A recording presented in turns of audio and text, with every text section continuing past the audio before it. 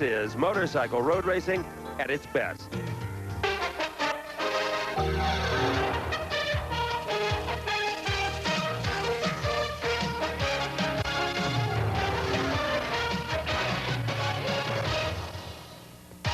We're here in Loudon, New Hampshire, and the new New Hampshire International Speedway for American Sports Cavalcade coverage of Superbike competition at the 70th annual Loudon Camel Classic.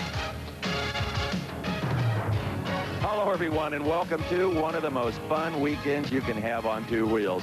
I'm Steve Evans, and I'm proud to be at the head of the annual Biker Parade that goes all the way from Weirs Beach on lovely Lake Winnipesaukee to New Hampshire International Speedway. And I think the headlines in the state's largest newspaper, Page One, says it all. Bikers roar into the state, about 100,000 strong, and I think most of them are behind me here. And they're going to be pleasantly surprised when we get to the racetrack.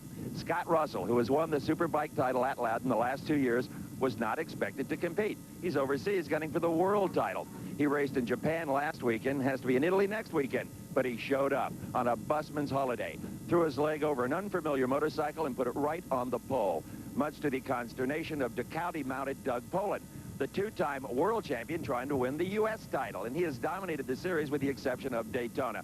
Earlier in the weekend, I had a chance to talk to both riders and catch up with the developments. You know, this is an unscheduled race for us, and I called Rob up Monday, and he said, yeah, come on out. We got a bike for you to ride, so here we are.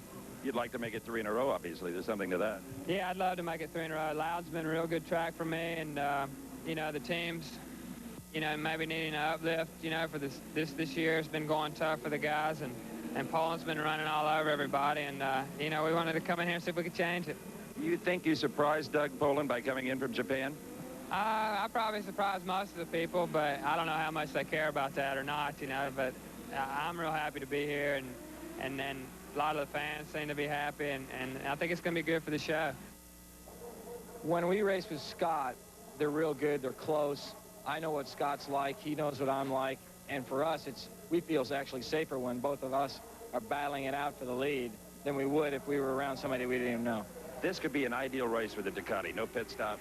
You know, that's one of the things we like about the series, that we only have the one race at Daytona that's like that, and then the rest of them we can do as we normally do. And it helps out a lot because you got flag to flag, and if something happens, then you're just about out of luck.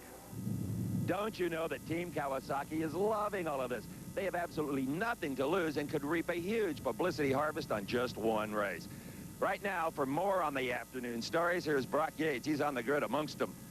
Hey, Steve, late weather report. Bring a raincoat, bring an umbrella, bring a boat.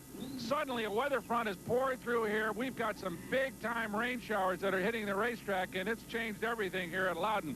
Of course, on the pole is Scott Russell. He's got his rain tires on just like everybody else has. We know about his commute around the world, and he's ready to race, as is Jamie James right next to him on the Vance & Hines Yamaha.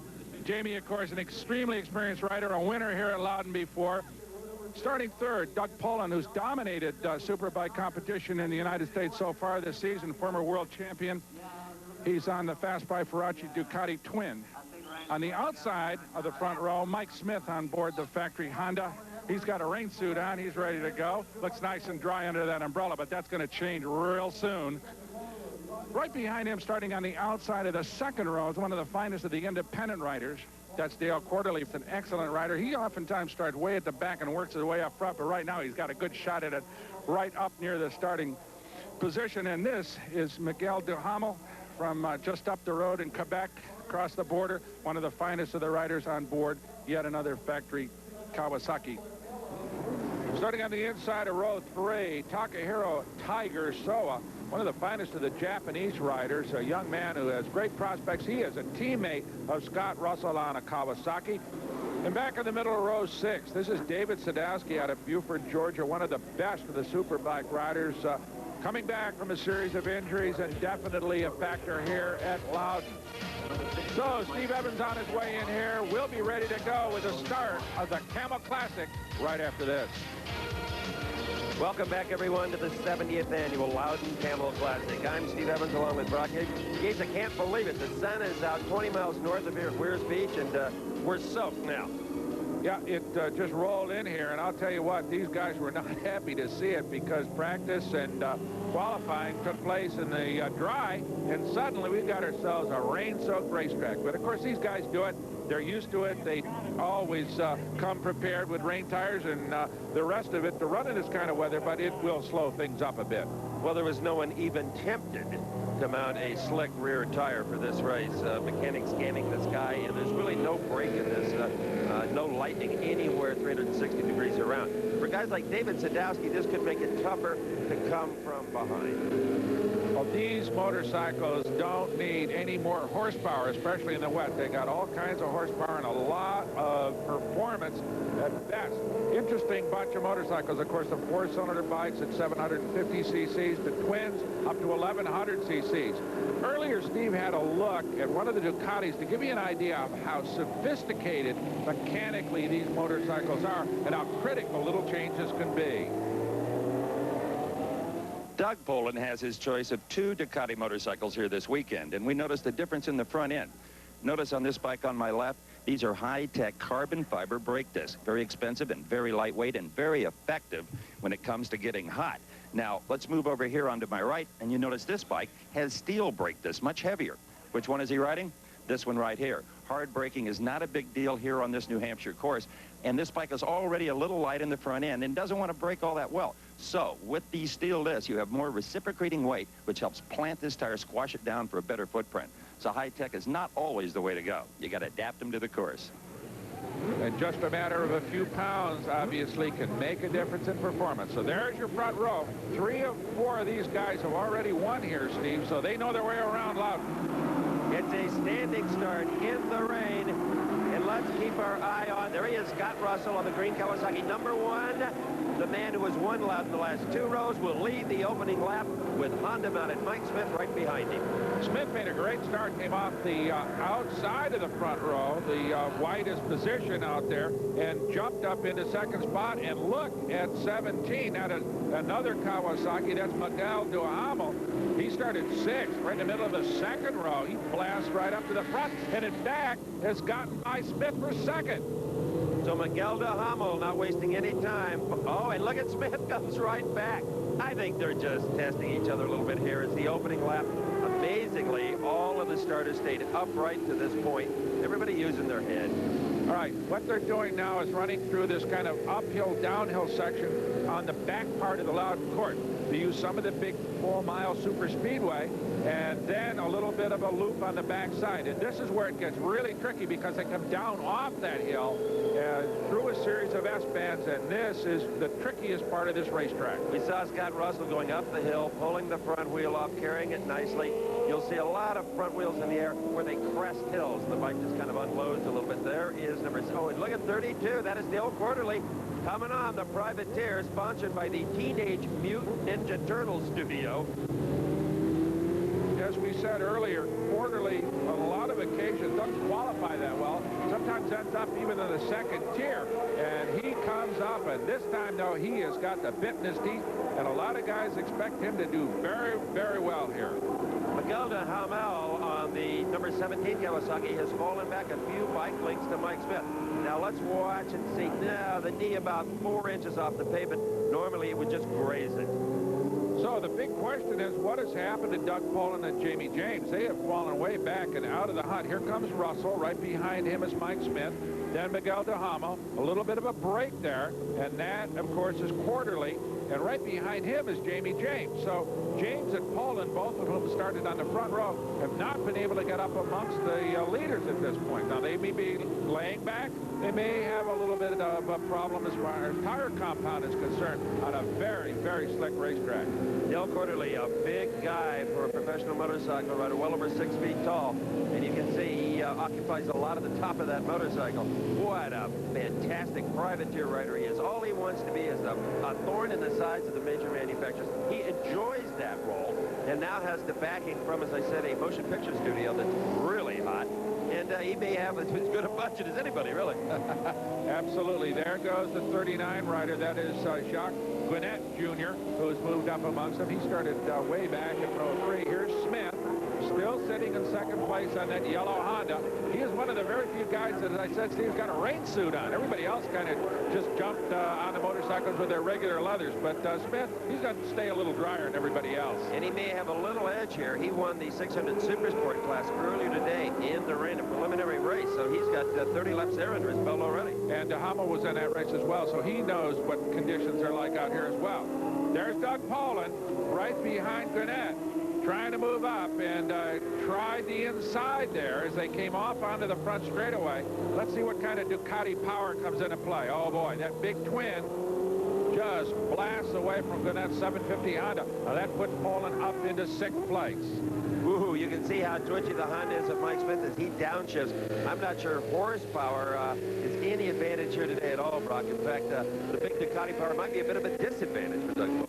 It's possible, and of course gear selection and tire compound is critical here. But remember too that the big twins are lighter than the 750s four-bangers that the leaders are riding. So possibly Doug will work his way up through the leaders after what has not been a particularly pleasing start for him.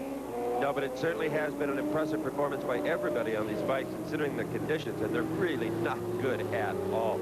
The water starting to puddling as Brock predicted it would, and you could actually get into a aquaplane or hydroplane condition here before it's over. Well, this is your second and third place riders, Smith and Duhamel. Scott Russell has moved way out front here. This is the race for 7th. That is Gwinnett on the 39 Yamaha. Right behind him, that is the 60 motorcycle of Tiger Showa, the Kawasaki 750, as they fight it out for the 6th position.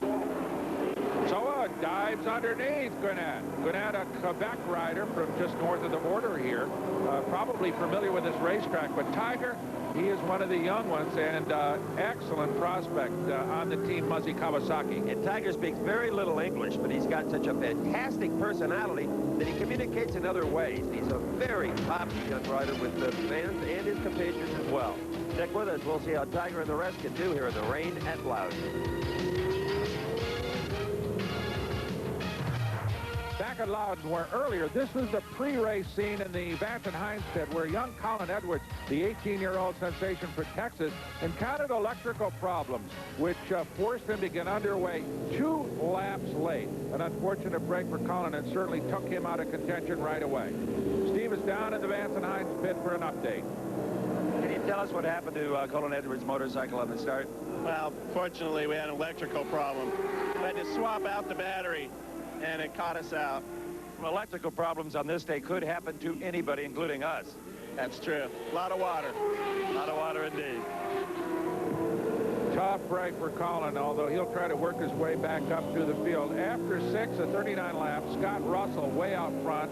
Smith, Duhamel, Dale Quarterly, and Jamie James has now moved up into 5th place on the Vance and Hines other Yamaha. And Brock here is 17, Miguel Duhamel, and 32, Dale Quarterly, battling for that 3rd position. Quarterly comes down to the inside under the white line, right up against the rumble strip.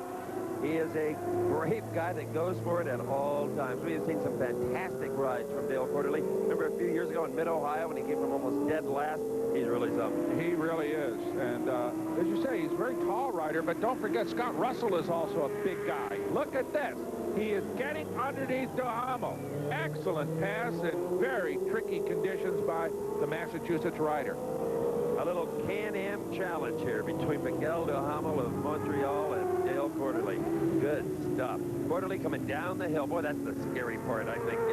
It's always harder to go downhill than uphill on any kind of a machine, be it a bicycle or motorcycle. Well, you do it twice here. You come up that little hill, and as they now crest that hill, and here they come back down again. Quarterly and Duhamel, sweeping left-hander here, and they barely get off that before they set up for a right-hander. So this racetrack, as you said earlier, Steve, is very technical, as the motorcycle riders like to call it, requiring an awful lot of finesse because there are a series of switchbacks almost all the way around the racetrack and give you very little rest, except right here where Dale will move out onto the front straightaway of this almost 1-mile super speedway.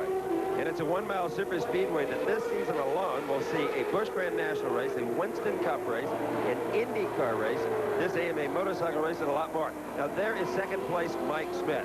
Behind him comes third place Dale Quarterly. Let's see just what the interval is. I think Quarterly is picking him up. It's possible. It looks like the rain has let up ever so little here, so maybe this racetrack is going to dry up. That's, of course, going to create another guessing game, because on a dry racetrack, these soft compound rain tires will last a very short time. So going to require some prudence on the part of these riders. But right now, it continues to rain. And there is Scott Russell about to lap Polen Edwards, the young rider that had the electrical problems right at the start. Well, his day is not getting any better. And Scott Russell being very careful the way he executes this pass. He wants to make sure that Polen knows exactly where he is, and that Polen holds his line. Well, Edwards is an excellent rider, so Scott is showing a lot of respect for him. He's not just kind of blowing by him. And he'll probably let him get out onto the front straightaway, perhaps, before he gets by. But Scott Russell showing real patience here. That's right, and their favorite place to pass on this course is under braking, generally speaking. Finally, Scott Russell getting around Polen Edwards. Polen Edwards not having a great day. And this is not typical AMA Superbike action. The rain has put a little bit of a damper on it.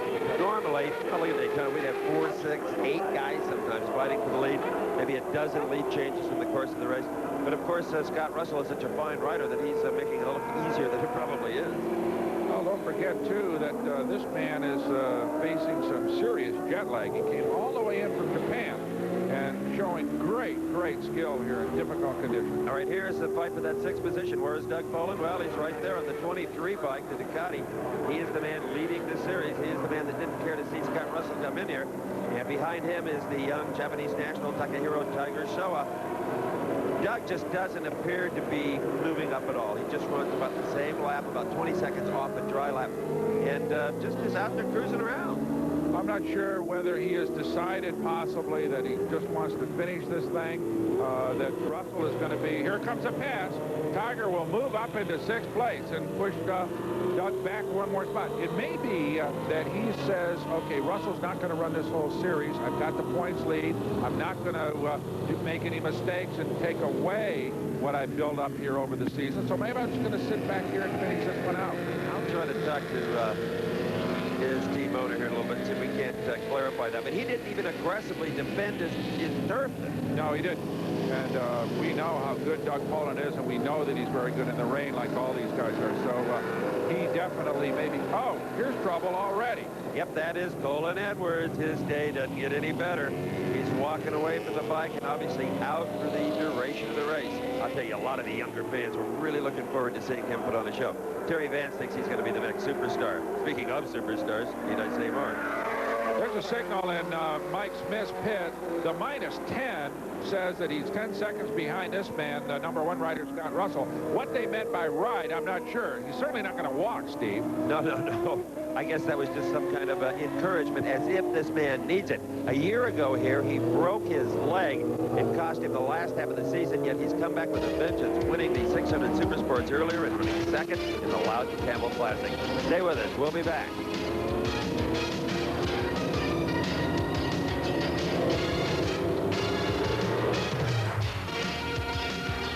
Rainy afternoon in New Hampshire as Mike Smith sitting in 2nd place in the Camel Classic Superbike race here at Loudon, New Hampshire. He is on a tear, Steve Evans, trying to keep up with a flying Scott Russell, who has just moved away from everybody. All right, the yellow bike 68, that's 2nd. These are lap bikes, not a factor.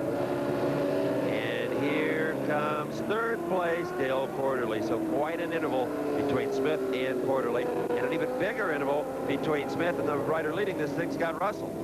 And here comes your 4th place rider. That's Jamie James. Now remember, he started 2nd, but faltered at the start, fell back around 5th or 6th, and now has started to work his way back up. He's past Hamel, but he's got a way to go before he reels in Dale Quarterly in that 3rd spot.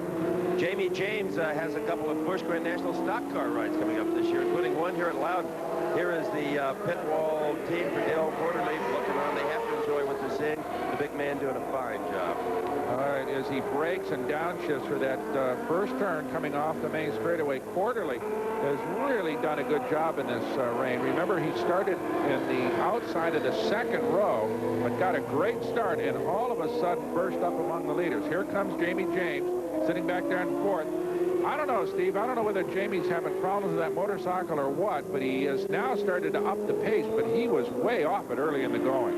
Yeah, it wasn't the Jamie James we've come to know and love, at least on a dry piece of pavement. You never know the psyche of these guys until you've talked to them, obviously, after the race. Some really enjoy running in the rain, if you can believe that, and others just detest it. And I don't know quite where Jamie James, but ooh, that thing is loose. Well, that's definitely a very, very swirly motorcycle he's on, and that is obviously slowing him down. So Jamie is working hard to go as quickly as he's going. So you got to have great respect for these riders and to operate as quickly as they are operating in these kind of conditions. Notice he's now running through heavy puddles on the apexes in some of these corners, as I said. And chasing Dale Quarterly is Jamie James. Jamie is 32 years old. He's had one heck of a career, but as I mentioned, he's interested in some other motorsports pursuits. Going to drive a stock car and see if he likes that. That seems to be where a lot of these guys are going. Eddie Lawson, of course, trying some Indy Lights competition right now, and Jeff Ward also doing it. So a lot of motorcycle riders will move around. Of course, who can forget John Surtees, the only man ever to win a Formula One automobile racing championship and a Formula One motorcycle championship, and others as well. There's Jamie James. And here's the interval back to Miguel de Hamel on the 17 Kawasaki that James passed about a lap and a half ago. De Hamel doesn't appear to be trying overly hard to get it back. Miguel is an interesting guy. Of course, his father, Ivan de Hamel, is an excellent motorcycle racer. Here comes Tiger Showa back in the 6th spot. I think he may have expected better as well. So it's really been spread out here, and the rain has definitely affected what probably would have been a really, really hard race for the lead. And I would imagine had it been drier, you'd have seen 3 or 4 of these guys really contesting Scott Russell. All right, well, here is Jamie James, and he's starting to put his game face on here. That's a lap bike, number 76, Brett Ray. And he gives Jamie plenty of passing room. And here we are back with our leader, Scott Russell. Now, he is in traffic. There's 3 bikes there that he has to be concerned with. He doesn't need to use them as pawns because there's no one really chasing him. But he just can't afford to get into trouble. That's all he's got to do is just stay out of trouble and hope that the electrics stay dry, and he can probably whip this thing. Well, he's got to be careful with these back markers. Some of them are very good, having some mechanical problems. Others are less experienced than he is. So he hopes that they're keeping track of what's going on behind him. But it's very difficult to see. These motorcycles are not exactly well equipped with rear view mirrors. So the motorcycle riders, a lot like sprint car drivers, they kind of sense when there's a motorcycle near them. They can hear it and feel it. And generally, they'll hold their line and let the fast guys through. You know, Scott Russell told me his only trepidation about coming here was that it might overtax the Rob Muzzy Kawasaki team, and that there's no pit stop here. He wasn't worried about that, but he was very, well, kind of concerned. He didn't want to make any enemies. He wants to make friends. And they said, no problem. Why don't you try this bike? He goes, okay, I'll try it. Bingo, on the pole. This is the same motorcycle. Well, he's a brilliant rider. There's no question about it. And Scott Russell just maneuvers through this thing. And notice, he is laying his motorcycle over a little bit farther than some of the other guys. He is not exactly scraping that knee, but he's down on the pavement pretty good, riding aggressively. It could be a factor of tires. It could be a factor of just innate balance with him. And the tires, rain tires, far superior to what they used to be. There is second place, number 68, Honda mounted, Mike Smith in his raincoat. Notice that little twitch when he caught that upshift. That's where the motorcycles really get squirrely, when you lay the power to them and then you get that quick gear change, and then you see the motorcycles want to come out from underneath you. And also downshifting if you don't time the throttle just perfectly. That's right. The rear end wants to skid out. Now there's 68, Mike Smith. Where is Quarterly? Those are all lappers. There is Quarterly, who doesn't appear to be making up any ground on him. Nobody's making up any ground on anybody, except maybe Tiger Showa. He may be the most aggressive rider out there right now. Yeah, everybody's pretty much stabilized right now, either waiting for the weather to improve so that maybe lay down a little more power, or hoping somebody may falter. Look at that little wheel stand coming down that hill, Steve, on that Honda. So there's plenty of power left in these rascals, I'll guarantee you that. And that gives you an idea of just how really good, as I said before, the rain tires are. They are gripping. And you don't have to worry much about tire wear here in all of this water. They're not exactly going to grind much rubber off them. as he moves around Steve Moriarty, a New Hampshire rider on a Kawasaki, and continues to move on through some of the slower riders, trying to keep Mike Smith in sight. There you see Dale Quarterly, just a journeyman's job. You know, earlier I asked Doug Polen, Doug, if you were in Russell's situation, had raced in Japan last weekend, had to race in Italy next weekend, what would you have done? He looked at me and he said, I'd have taken the damn weekend off. That's what I'd have done. All right, you watch Jamie James coming down to the little Lessies that lead on to the front straightaway. There's Quarterly twitching his way up onto the front straight. Pretty good interval there, so Quarterly seems to be holding on to third place. We'll be back at Loudon right after this.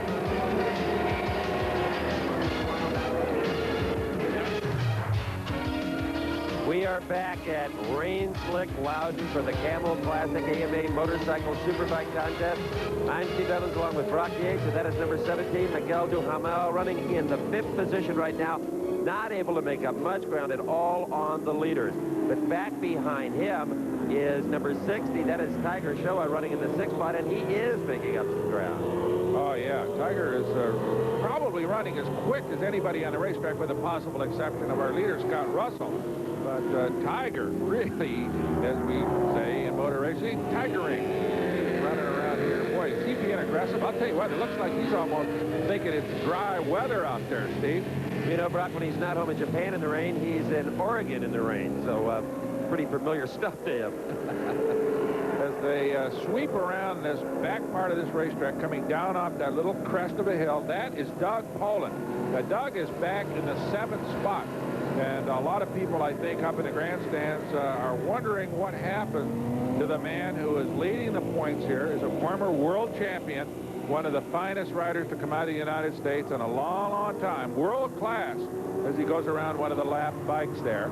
Still, though, not really in contention.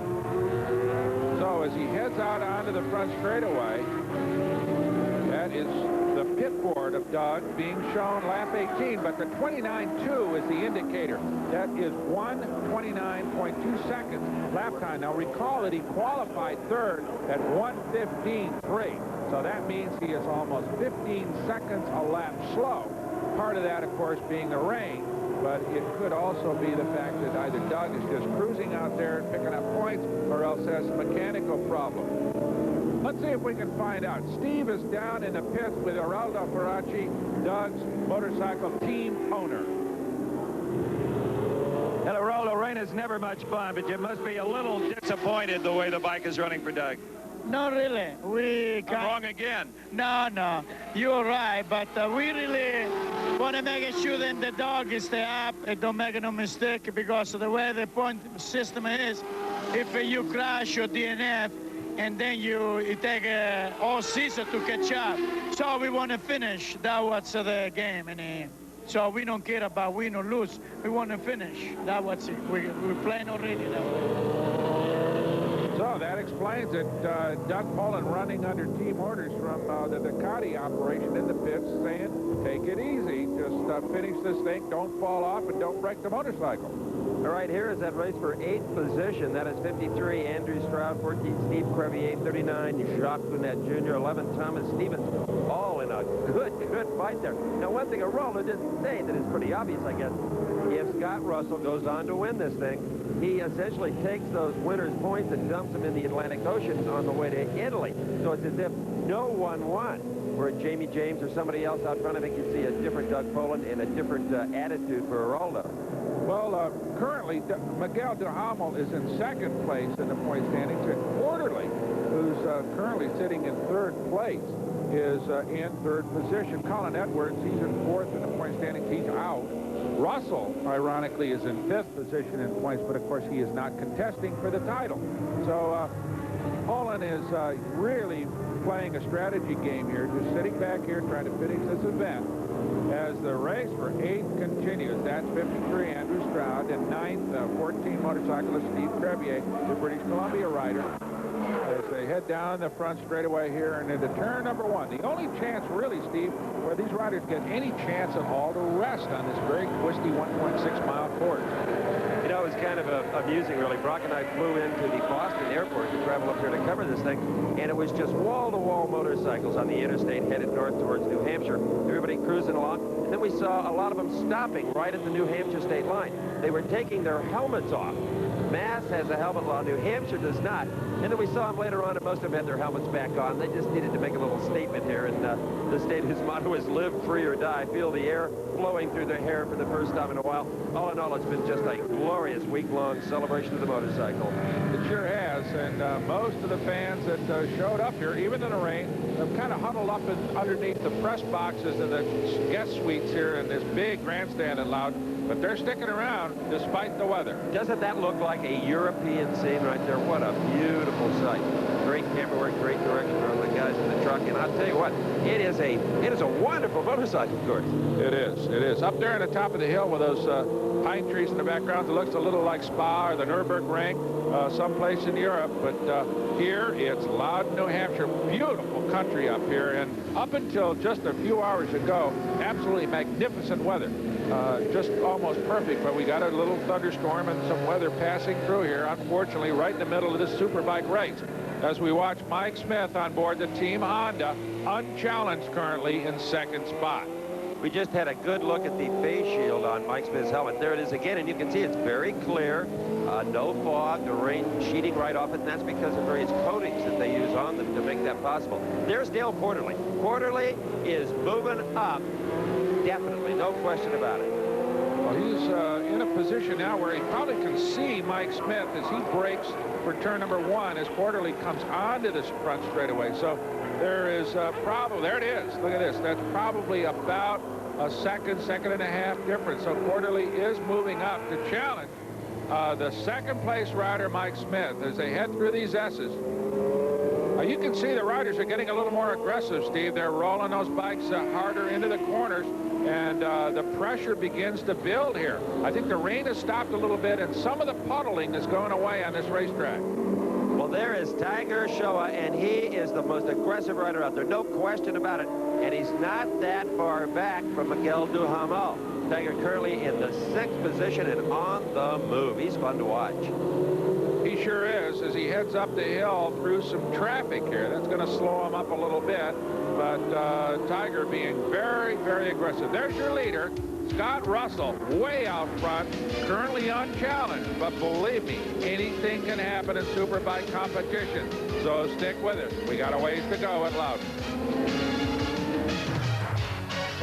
We are back in Loudon, and even in the rain, things are really starting to cook now. Well past the midway point in this Superbike AMA road race, and everybody's starting to lean on the bikes a little harder, Brock. I think we're going to get some good competition here. Maybe not for the lead, but everywhere else. Oh, I think so. And this man, the 17 rider, that is Duhamel, is going to feel the pressure from Tiger Showa as he moves around James Lassere, one of the back markers, a less experienced rider here. And look at that. That's one of Showa's crewmen showing -3 seconds. So Duhamel is only 3 seconds ahead of Tiger Showa, and I'll guarantee you that's going to be less unless Tiger bobbles, because he is really moving in. That's Quarterly up there in 3rd place, Steve. And the track obviously still very wet, but we don't see any pelting rain. And there you can see, just disappearing right at the right-hand side of your screen, that is Mike Smith running in 2nd on the yellow Honda number 68 with Dale Quarterly picking him up. He can almost hear Quarterly now. Look at this. Quarterly has moved up 10 bike lengths and a half a lap. Quarterly being very aggressive. So the 2 most aggressive riders, as you say, are Tiger Showa and this man, the 32 rider, Dale Quarterly. He definitely has Mike Smith in his sights, and I would imagine Mike Smith's probably gotten a pit signal that said, come on, Mike, stand on it, because you're going to get challenged for 2nd place. And a lot of personal satisfaction in it for Dale Quarterly, because he knows it just makes him crazy at the factory teams, especially Honda, if a privateer Kawasaki can gobble up one of their hired guns, and that's what keeps him moving. Well, here you see Mike Smith down past the start-finish line on the long front straightaway, braking hard down into that corner, sharp left-hander at the end of the front straightaway, and I'm sure he's beginning to really feel the pressure now.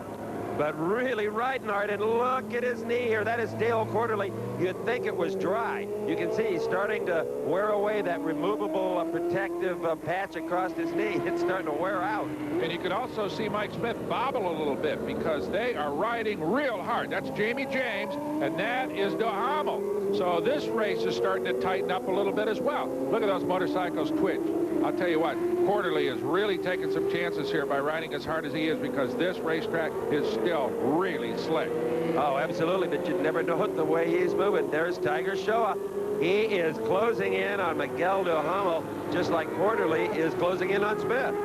So we got a couple of races within the race here as Jamie James comes down off the hill, heads back up it again, using all the racetrack. Because I'm sure that the Vance and Hines guys have told him via pit signal that he's got some pressure building behind him. There is Miguel Duhamel, and here is Tiger. So that race tightening up for the 4th spot. And here is the race for 2nd. That's right. That is Mike Smith on the yellow Honda, the green Kawasaki. That is Dale Quarterly. And Smith has got to be feeling the pressure a little bit. Look at Quarterly coming way down low. Amazing how hard he'll ride this machine, considering he's on rain tires with a very, very small contact pad between the tires and the pavement. Plus, there's a layer of water between that. Oh, unbelievable. So here comes Quarterly. Boy, is he up on him right now, ready to challenge. All right, a little lap traffic, and that could prove to be an advantage for Quarterly if he can get Smith tied up behind those lap bikes. Ooh, but Smith isn't going to bite on that. Zings right by the first one, and it's Quarterly. Whoa! Quarterly with a wheel in the air.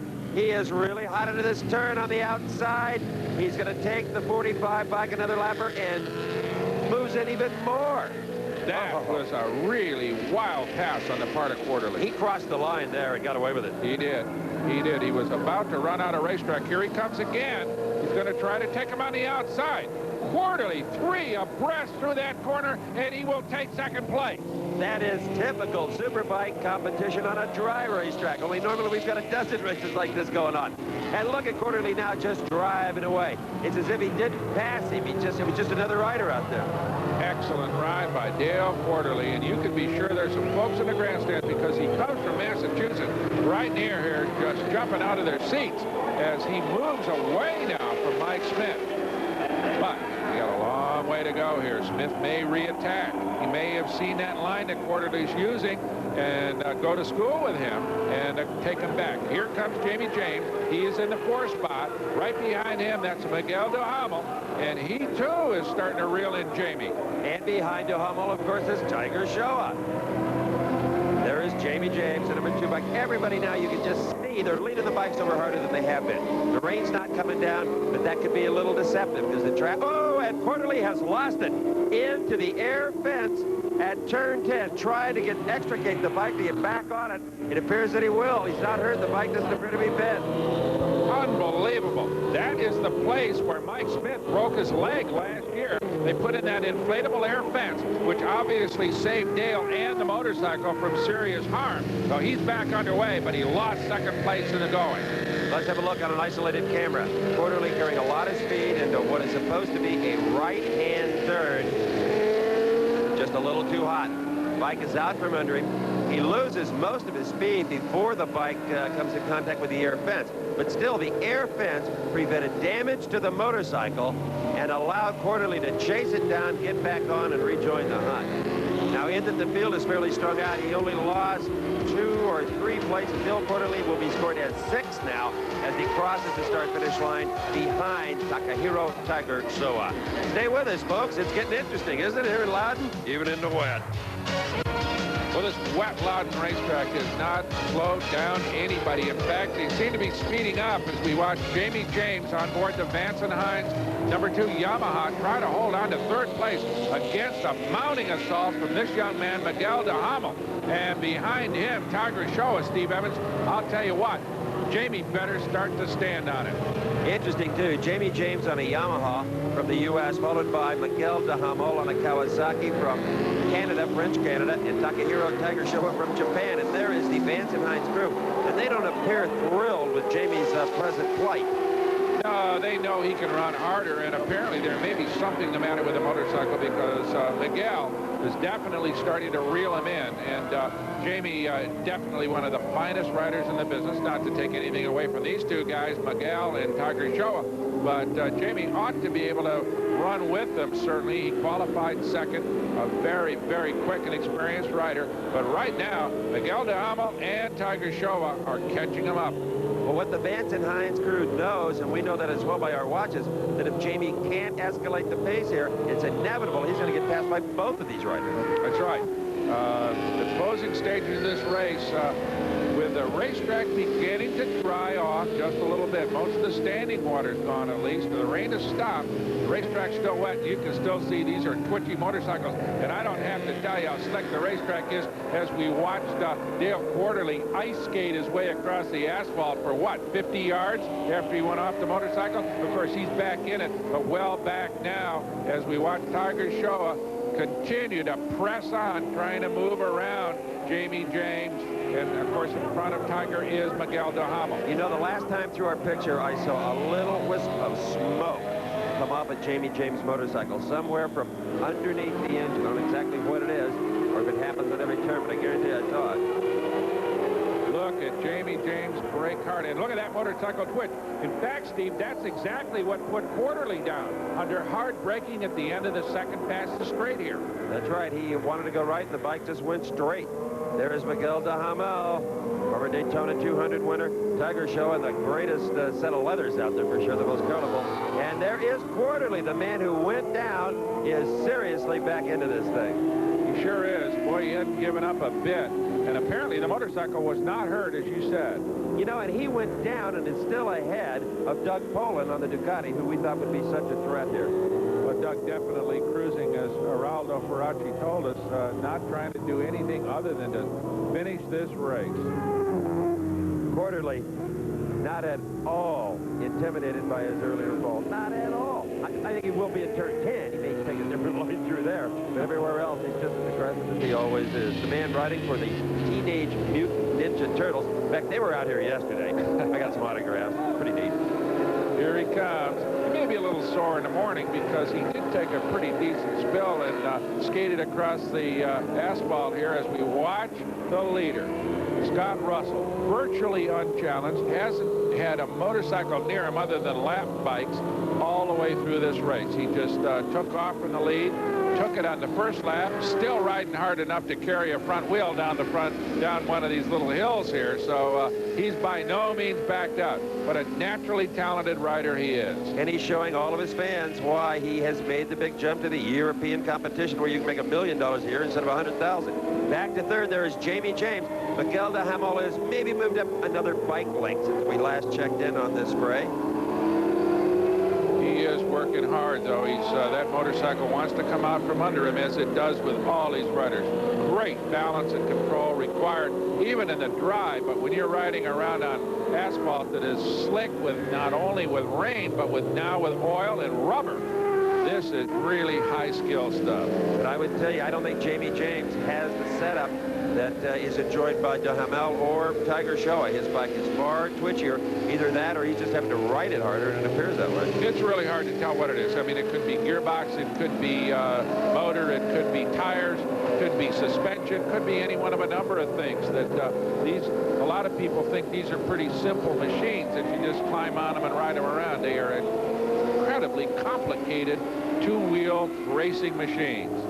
They are indeed, and there is our man Jamie James being held up just a little bit in traffic, and if Miguel de Hamel can negotiate the traffic better than Jamie did, he's liable to move up on him. Boy, I'll tell you, Jamie threaded the needle there, didn't he? He sure did.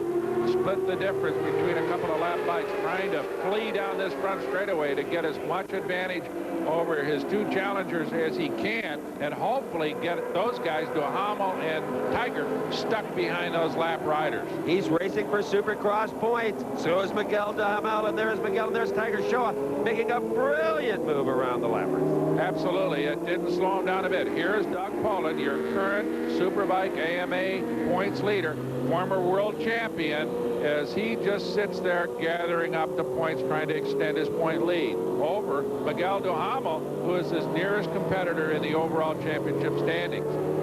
There is Jamie James again, and he has managed to stretch it out a bit over Miguel Duhamel after clearing that traffic. So apparently that bike is certainly still rideable. But he has a lot of work as he tries to slide underneath that lap rider. That is the 96 motorcycle of Craig Gleason out of San Marcos, Texas, a Suzuki. And he got out of the way of the fast guys as Duhamel is now about 3 motorcycle lengths behind Jamie James. Well, I'll tell you, these guys really earned their money. Not only do they risk life and limb on road courses all over this country, they spend a great deal of time, even the American riders in Japan, testing equipment, staying in tremendous physical shape. It is more than a full-time job. It's probably an 80-hour week for a lot of them. It's a very athletic endeavor. In terms of sporting, it requires more physical skill and endurance. Oh, Jamie James almost lost that motorcycle again under hard braking. I wonder if the brake balance is a little weird on that motorcycle, Steve, because he has definitely problems getting that thing slowed down, and that's where Duhamel tends to catch up with him. All right, there we see Jamie James, and that bike has definitely got a little smoke up it. That was not spray. That was oily-looking smoke. And you know Miguel Duhamel has got to see that and maybe be a little concerned himself about, is this guy putting anything down on the track? Oh, yeah, that's all he needs is some oil on some wet pavement. As Jamie opens up a little bit here, coming down that hill. Now he'll sweep through that big left-hander and back up the hill again. This is where some horsepower comes into play. And now he's going to have to brake to get ready through that downhill S-bend, which, as we said, is probably the trickiest part of this racetrack, although we've seen a lot of passing in here. Ooh, and there we see a little more smoke again. And Miguel is, you'll notice by the footprint on the racetrack, trying to stay out of the line that Jamie James is in, just in case he is putting something down. Here comes Quarterly. He has not given up by any means. He's got a way to go to catch Tiger Show is up in front of him, but right now the battle is against this guy, Jamie James, trying to hold on to 3rd place against 2 very intense competitors, Duhamel and Tiger Show. Stay with us, folks. We'll be back. Jamie James going to finish this race. The battle for 3rd place intensifies here at the Camel Classic in Loudon, New Hampshire, as Jamie James on board the Yamaha tries to hold off a concerted assault by 2 hard chargers behind him. That, of course, Miguel Duhamel on the 17 Kawasaki, and right behind him, the Japanese rider Tiger Showa on another Kawasaki. We just saw Jamie cleanly get by the lap rider number 52, Mark Smith, and traffic could be a big factor in this thing before it's over. Jamie is doing everything he can with that motorcycle and still keep it right side up. Here is Miguel Duhamel, the 17 bike, followed by the lapper Mark Smith, and then Tiger Showa. I don't know what it is, Steve, but Jamie just doesn't look, that motorcycle does not look as stable as his challenger. It seems to be a lot twitchier under hard braking. He seems to be working an awful lot harder on that bike than the guys behind him.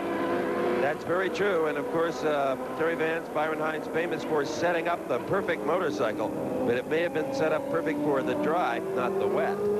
Very hard to say, but nonetheless, he is riding really well. But boy, if that thing wants to come out from under him in a lot of places on this very slick 1.6-mile road course. This is a little like taking a pair of roller skates and going out on an ice rink with them. It just ain't going to work the way you want it to. Absolutely. Good analogy. Jamie James has had some big crashes in his career and has gallantly and valiantly come back from them. But right now, totally concentrating on trying to keep that motorcycle upright and ahead of his competitors. All right, there is the Honda, number 68. That is Mike Smith. He is steadily just hung on to that 2nd spot. Quite a ways in front of him is the leader, Scott Russell. That's a lapper you see right there.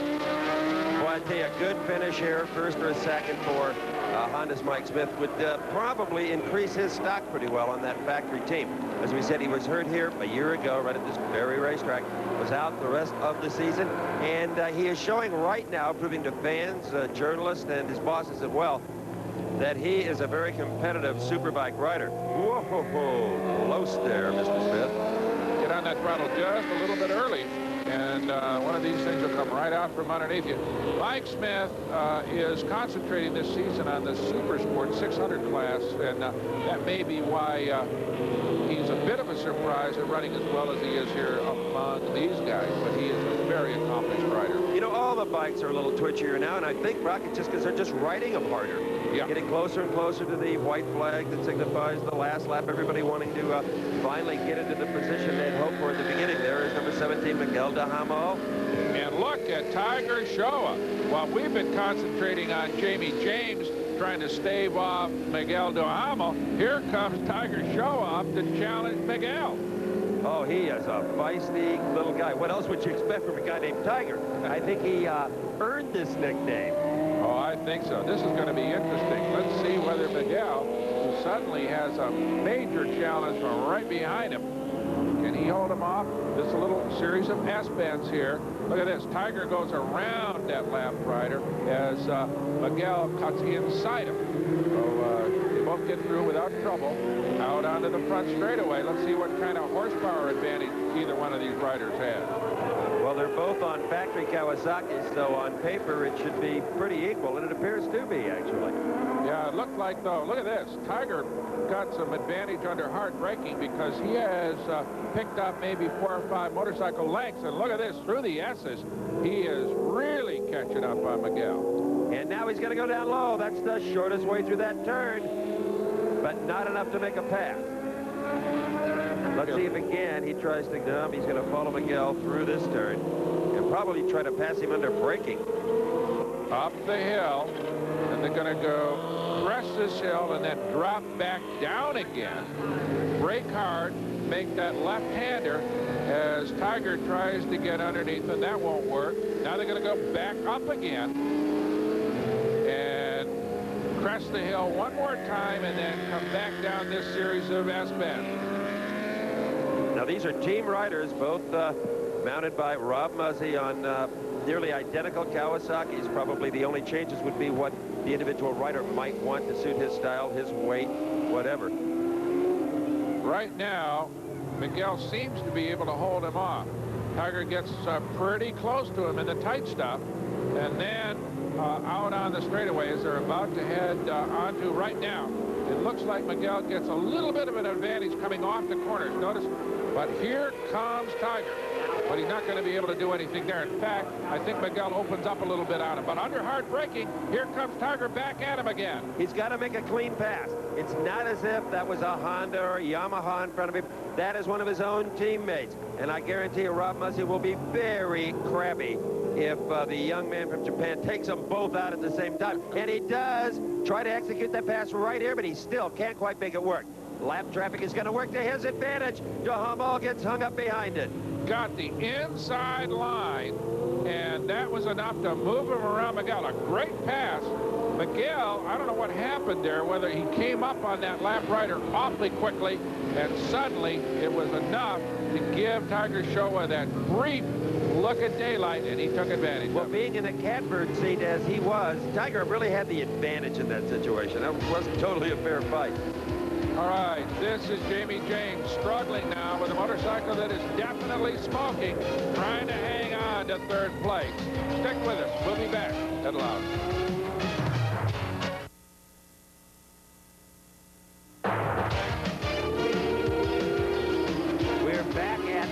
Where the big story is this man, number 2, Yamaha mounted Jamie James. He is still in that third spot, but the bike is smoking. From our vantage point, it looks like a little crankcase ventilation does not appear to be coming out of the exhaust pipe. And their AMA officials conferring with the Vance and Hines crew, and they are adamantly lobbying to not black flag him. It's okay. I'm a bit of a lip reader here, Yates. You've learned that over the years, I think. And he says, it's okay. It'll be okay. We'll find out. They're hoping it'll be all right, but right now Jamie is really struggling. He's got himself a sick motorcycle. He knows it. The performance is probably coming up, and the smoke gets worse. Well, that's all you need. Oil on top of water under your own rear tire. But I'm sure what AMA is concerned about, obviously, is Jamie, but also the rest of the field that has to trail along behind him. But the Vance and Hines guys are real pros. They would pull that bike if they thought it was a hazard. It's hard to say exactly what it is. It could be burning oil off one of the headers and not leaking anything on the racetrack. But the question is, what is happening to the performance? Seems to have pretty decent straightaway speed, but as you said earlier, the motorcycle has been very twitchy, and Jamie, I think, has backed off the pace considerably. And that is not good news for him or the crew, because he's got this man, number 60, Tiger Showa, right on his rear wheel right now. Well, you know, the biggest thing I would worry about, I think, is the thing running out of oil, the engine seizing, and when that happens at 100 miles an hour on two wheels, it is not pretty. Oh, he's got two guys right behind him. That is Tiger Showa, and right behind him, the man that he just passed, Miguel Duhamel, trying to hang in there. But look at Tiger showing that power up that hill. Tiger Showa is going for it. And he's got it. Jamie James is now in fourth with Miguel Duhamel next to pick on him. On a very sick motorcycle right now. There's no question. As you can see, Tiger blasted by him on that uphill section, and that means that Jamie is way off as far as performance is concerned. All right, now Miguel Duhamel has Jamie James in his sights. There's the 17 bike. Going to try to do exactly what his teammate did, Tiger Showa. And I believe the rain is picking up a little bit, Brock, again. Yeah, it looks like it, Steve. As Tiger Showa now has opened up a little bit on Jamie James and gotten himself a little bit of an advantage over Miguel Duhamel, who is now going to try to get by Jamie as well. Let's see what happens. Here comes Tiger out on the front straightaway. Probably going to hit around 140 miles an hour before he gets all over the brakes and downshifts to set up for that first turn going onto the infield road section. What a wonderful ride this young man has had here today. As I said before, he's a native of Tokyo and based in Oregon during his Superbike career here in the States. And just a great kid putting on a great show. He sure is. And he is hoping way, way up. And look at this. Miguel Duhamel, as suspected, has already moved by Jamie James.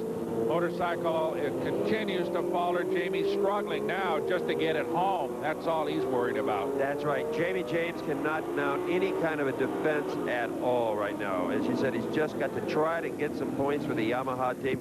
Stay on that bike, and oh, is it ever skating. He is really working.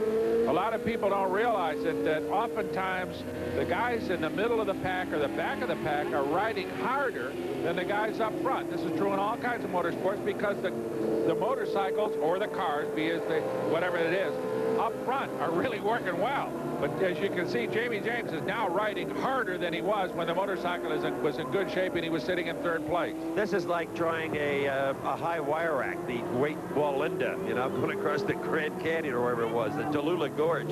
Ride one of these things with oil under the tire, in the wet, misbehaving, out of balance, everything that could go wrong Jamie James is faced with. No fun right now for Jamie James as with this man. The final lap for Scott Russell, the man who has had perfect riding conditions considering the rain, but the motorcycle behaved perfectly, and he has done a great job unchallenged all afternoon. As physical as this sport appears to us, Scott Russell told me without a smile on his face, he says it's mostly concentration. It's far more mental than physical. I guess you can say that when you master the physical side, as Scott Russell does. Oh, yeah. A natural talent. As he heads down the front straightaway and takes the checkered flag. Win number 3 at Loudon for the man originally out of Georgia, now based in Monterey, California, and he is a happy scooter. All right, here is the second place bike, the Honda Mike Smith. This will be a terrific finish for Mike. More than a lot of people expected from him. And he already won the 600 Supersport earlier today with his raincoat acting as pantaloons. Notice the knee. He's been scraping his knee now as he speeded up because he tore away the rain suit. So he is up the pace a little bit, or at least been riding that knee a little bit as he would do in the dry as he comes off the main straightaway to take the checkered for second spot. And he's a happy guy. He's going to be on the rostrum. You'd have thought he won. And I would tell you, a lot of credit's got to go to these riders. Some might have gone to the AMA and said, let's not even run it. It's too wet. Or let's shorten the race. None of them did. They all said, hey, let's do it. It's loud.